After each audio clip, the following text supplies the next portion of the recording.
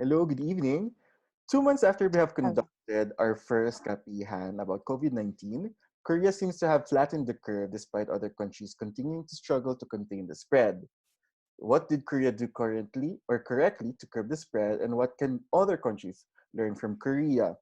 In our second installment of Online Kapihan, I will be talking with PhD candidates and fellow PIKO members Erica Españo from Korea University Sejong Campus, Paula Cammayo from Gyeongsang National University, and Rey Anthony Sanjorjo from Gyeongsang National University also, to discuss the golden standard set by Korea in fighting COVID-19 and what we can expect in the future. So good evening, everyone. Thank you for joining our PIKO Kapihan tonight.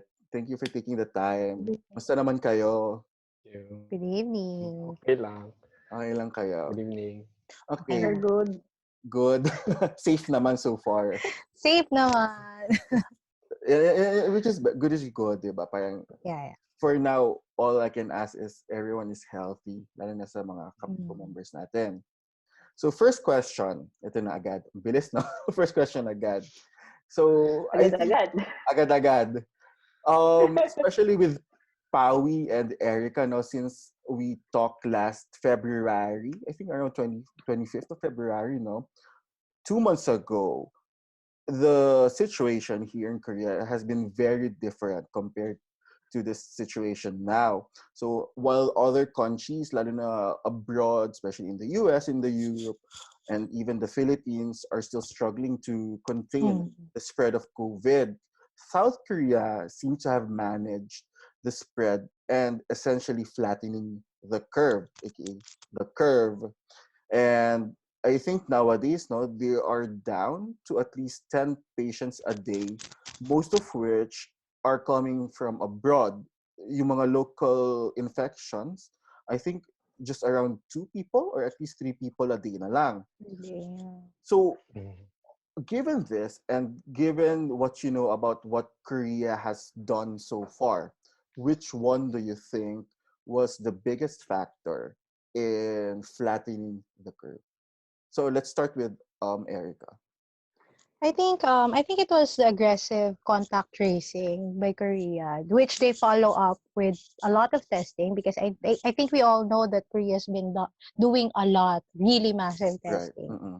And then after the test, they isolate quickly and then they apprehend the people because given their very, very good information and communication system, they're able to tell the people who are probable contacts and to warn them, like to isolate themselves or to get themselves tested. So I think it's really that the tracing, the testing and the Mm-mm. isolation with a very, very good information system. I think no, parang what you're saying is like Korea has a good system in place. Yes. No, to Yeah. follow up everything phase by Mm. phase, stage by stage. Mm.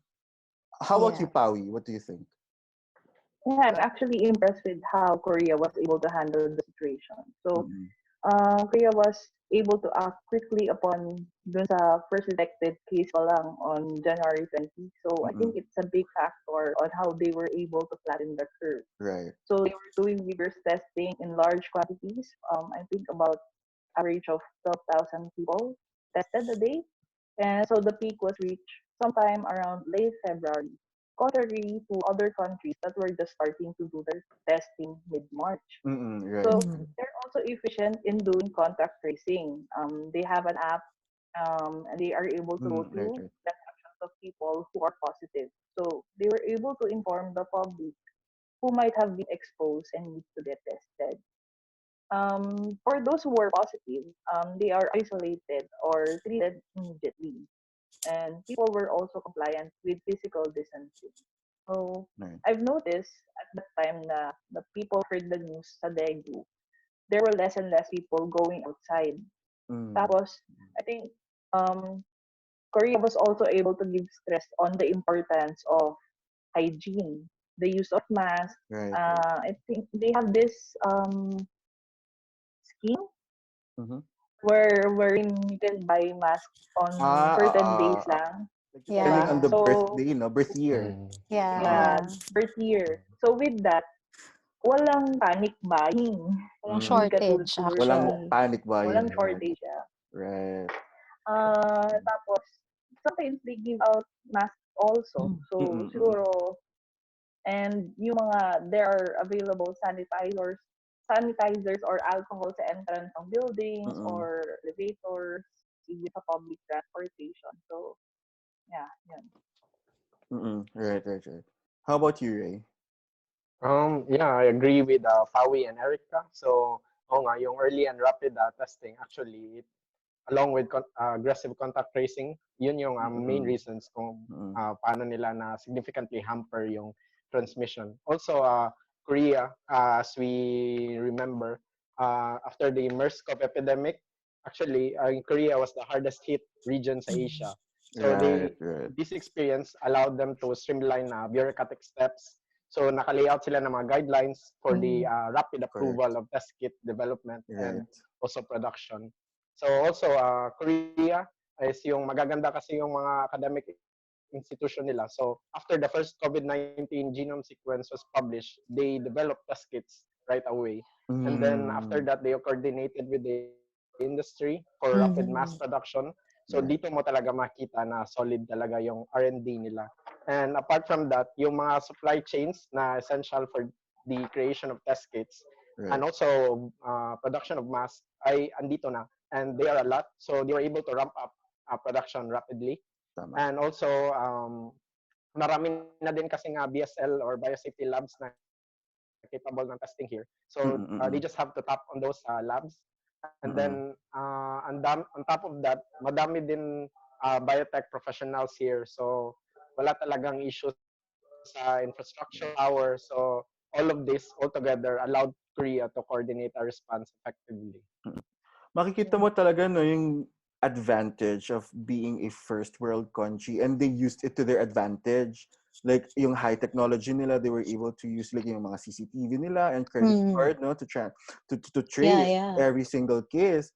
And then yung advanced healthcare system, then they use it to their advantage kasi meron din silang mga advanced laboratories to conduct nga yung mga ganyan testing, which is good.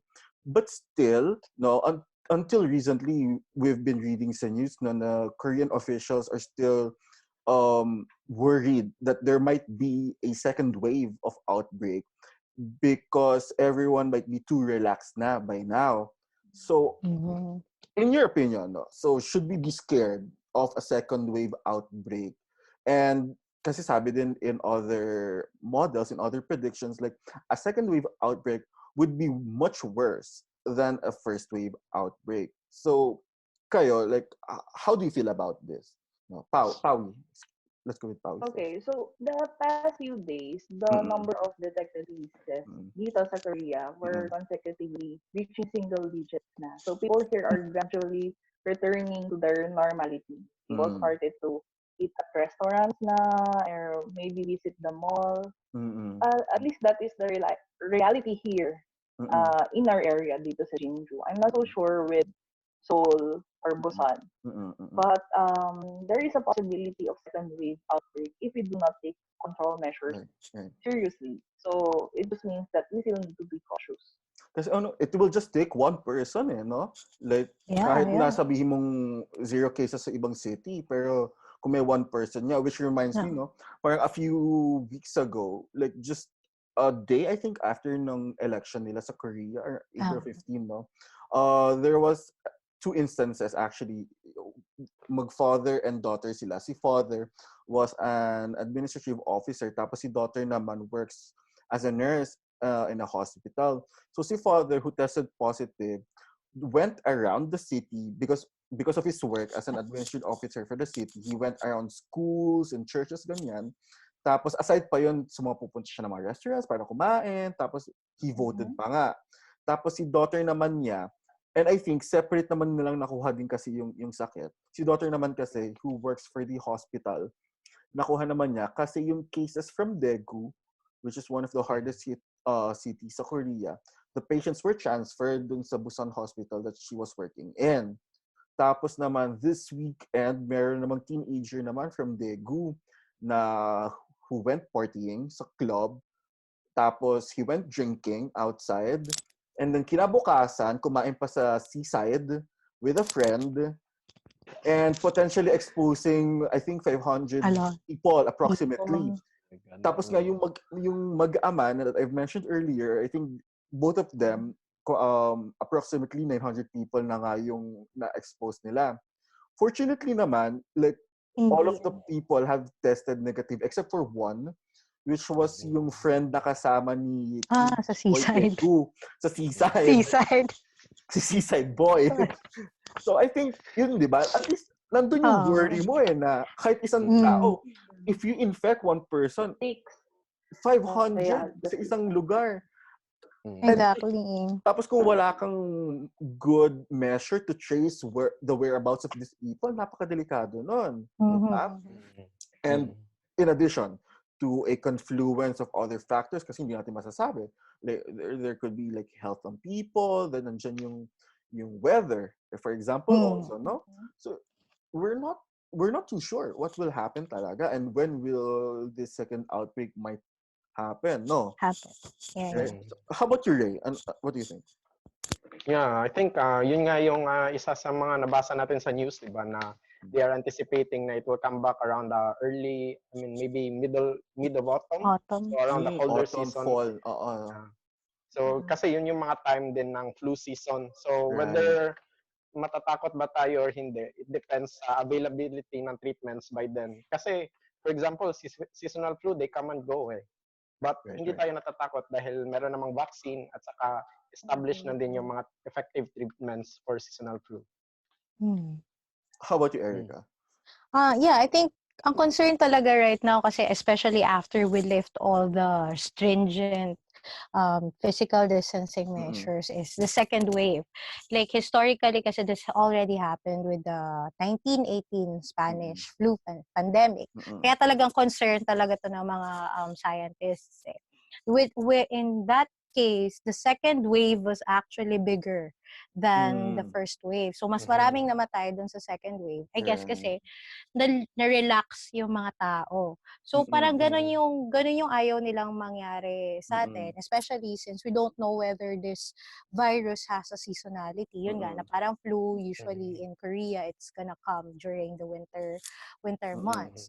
So I think and several other waves, like it could be a second wave, third wave, fourth wave. Like I think other studies have already pointed out that we might have to wait until 2022 to para sa vaccine. So baka hanggang 2022 naka-physical distancing measures pa rin tayo. So ang tagal pa nun, 'di ba? So ang dami pa talagang pwedeng malalaking outbreaks na so mangyari. Most likely, no, until then, the new normal would be like people going out with masks. Talagang increased hygiene talaga, no? May sanitizer ka dapat, naka-mask ka everyday. I think even in other countries, no, na, for example, may ibang confluence of factors na hindi applicable sa kanila. But I think yung mga ganyang factors such as yung proper hygiene, dapat madala rin doon sa countries na yon. Which brings me to sa issue ng Philippines. Kasi until now, even though na naka-ECQ na rin, no, ang tao sa Philippines, extended quarantine, there still seems to be a continued increase sa number of patients. And at the same time, tumataas din yung fatalities, yung mortalities. So, what could be a reason behind this? Considering na meron sa Pilipinas, meron na tayong lockdown na, nagtetest na rin naman na. So, what could be the other factors here? Ray, what do you think? I think, for example, yung nakikita ko sa Cebu, meron kasing isang picture doon sa isang barangay na habang merong health worker na nagkakonduct ng swampling, makikita mo maybe not more than 2 meters away, may isa ding mother na nagfi-feed doon sa child niya. So I think this could be driven by a lack of awareness and also information, and also maybe due to some behavior driven by socioeconomic reasons, since itong barangay kasi is a squatters area. So actually houses are typically crowded and usually it's in inhospitable conditions. So even if may threat ng COVID, parang nagiging normal na sa kanila. So anything na other than anything na bagong sakit, hindi nila masyadong nafe-feel kung gaano ba talaga kaseryoso siya. Right. How about you, Erica? Sa akin, I think it's because we're still just catching up. earlier on kasi we didn't have enough testing capacity. We weren't able to trace our contacts. So we have let go of some of the contacts. And then, so we weren't able to isolate early enough. So I think we're just still seeing the numbers, yung fruits ng mga early cases na hindi natin na-trace. Ito pa lang, tumataas pa lang. We're just playing catching up. And then I think, isang concern din kasi, I was looking at the news earlier. It was sa healthcare workers, 1,500 yung positive cases, at least 1,500. And we, as of today, I think we just have around 8,000 cases. So, ang laki nun, di ba? So, Malaking there is percentage something, yun. di ba, ang laking percentage noon, parang that's definitely more than 10%. Right. So there is something happening in the hospitals. I don't know if our healthcare workers are not protected adequately or parang hindi sila aware na yung patients nila agad may COVID agad kasi they don't get the results right away. So hindi nila alam kung COVID ba dapat yung test, yung handling nila. Yung protocol nila, oo. Diba? Lalo na in areas or in hospitals na hindi COVID referral, like, PGH kasi most of the cases ngayon COVID na, 'di ba? Right. So hindi mahirap i-manage yung gano'n, lalo na kung hindi mo nga alam kung paano mo i-treat yung patient. Kung lahat ba i-assume mo COVID-19 or no. Right. Pawi, your take. Yeah. Going do sa sabi ni Erica, no, I think siguro din kasi there we lack yung supplies like PPE.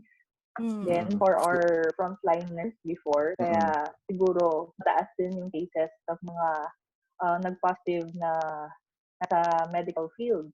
And aside from that, ang dami pa rin kasing mga pasaway. So some people are uncompliant and they lack discipline despite the recommendation of the government. So sana yung efforts na ginagawa ng government pati ng mga frontliners, I just hope that they don't go to waste. Totoo yan. Like, I think in every country din talaga, like, for example, if you've seen the news, like, I've mentioned yan, sa Korea. Tapos just sa US, like, people were still protesting and saying na fake news. I need my haircut. COVID, if they need their haircut, please open the malls. That's a different story, I think. Oh, yeah. I mean, I think hindi na siya issue about liberty eh. That's just plain misinformation. Yes. And I think, personally, I think dapat for certain cases na ganon, when you're infringing on the public health, there should be adverse effects. Yes. I mean, kasi like we've been talking about, this pandemic is an issue of public health. Hindi lang ikaw yung affected niyan eh. Like a population, a big chunk of population that you're interacting with is affected. So hindi porket it's infringing on your right para magpagupit doesn't mean like it doesn't give you enough right to infringe on the right of the other person who wants to be healthy. To live. To survive. Exactly. Actually. Diba? So I think each government, for me, ang opinion ko naman dyan, each government should have at least like laws, or they should come up with laws to address to. Kasi ibang issue na to. Like ibang issue yung like ibang issue na yung pagpapatest na yan. Another issue is blatant it's blatant misunderstanding of facts na talaga yan. And it's affecting health of everyone. Yes. I think sa which is worse than I think sa US. Like the worst example I think is the US. Yeah, I think yung sa atin naman kasi wala naman nagpo-protest na gusto na. I think yun, combination sa atin kasi combination ng pasaway at saka socio-economic reasons naman. Yes, exactly. True, totoo na yan. Parang we cannot afford to stay at home. So anong gagawin namin? Yun ang which is a sad fact, no? Yeah. Kasi yung iba nga sabi nila, 'di ba, mas mamamatay pa sila sa gutom kaysa sa COVID. That's true. Yun, so it's to also some extent, we can't blame talaga. Especially those na nasa mahihirap na lugar. Because it's either fight or flight yan eh, 'di ba? So, like what Rey said, kung hindi ka mamamatay sa gutom, mamamatay ka sa COVID. And it's vice versa. So, I think, ano na lang talaga yan, like, it's their will to live na lang talaga. So, it's totally not their fault na lang din. Okay. It's not always their fault. Oo, not always Yeah. their fault. Yeah.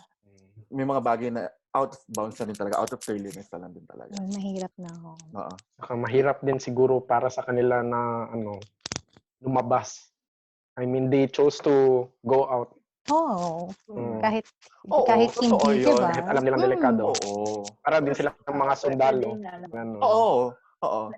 I mean, although, I understand din naman na, I mean, may mga, everyone that's working outside na work, mga journalists, mga sundalo, mga police, mga nurses natin, yung mga frontliners natin, and they're doing an extreme and thankless job actually most of the time. Thankless. That they're doing everything to combat it, no?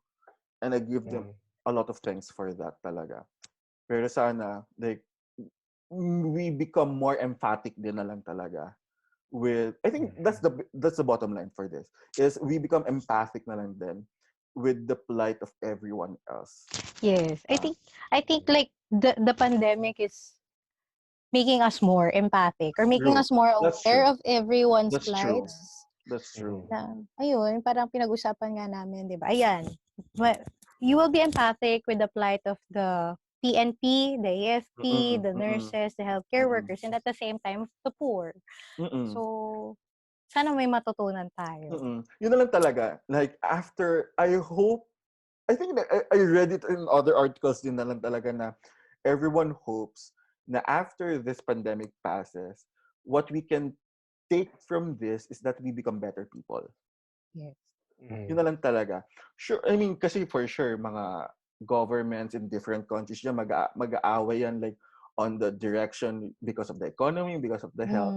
But at least sana lahat, everyone, what we will learn is we become more emphatic to the plight of each other.